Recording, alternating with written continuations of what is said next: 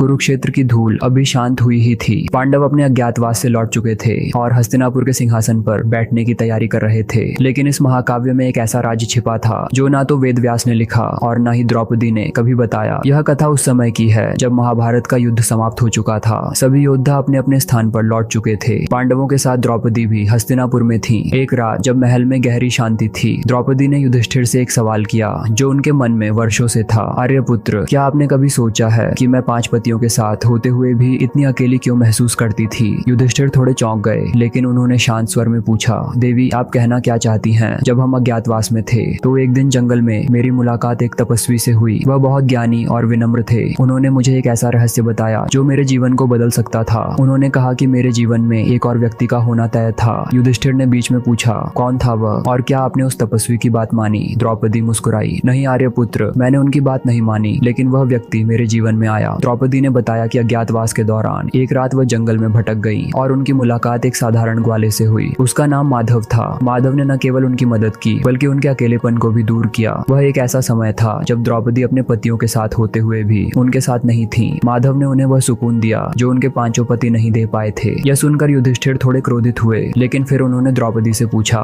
तो क्या तुमने उससे प्रेम किया? द्रौपदी ने गहरी सांस ली, नहीं आर्यपुत्र, वह केवल मेरा मित्र था, लेकिन उसने मुझे एक स्त्री के रूप में समझा। उसने मुझे बताया कि सच्चा साथी वही है जो तुम्हें तुम्हारे दुख में समझे, तुम्हारे अकेलेपन को दूर करे। युधिष्ठिर यह सुनकर शांत हो गए। उन्होंने महसूस किया कि द्रौपदी ने अपने जीवन में कितनी कठिनाइयां झेली थी। उन्होंने पहली बार अपने भीतर झांक कर देखा कि शायद वे और उनके भाई द्रौपदी के सच्चे साथी नहीं बन पाए। इस कथा से हमें यह सीख मिलती है कि रिश्तों में केवल प्रेम ही नहीं बल्कि समझ और सहयोग भी जरूरी है। द्रौपदी का अकेलापन, उसका माधव से संवाद और युधिष्ठिर का पश्चाताप, इन सब ने एक नई रोशनी में रिश्तों की परिभाषा को प्रस्तुत किया। तो अगली बार जब आप महाभारत की कथा सुने तो इस अनसुनी कहानी को याद रखें। शायद ये आपको रिश्तों के महत्व को समझने में मदद करे।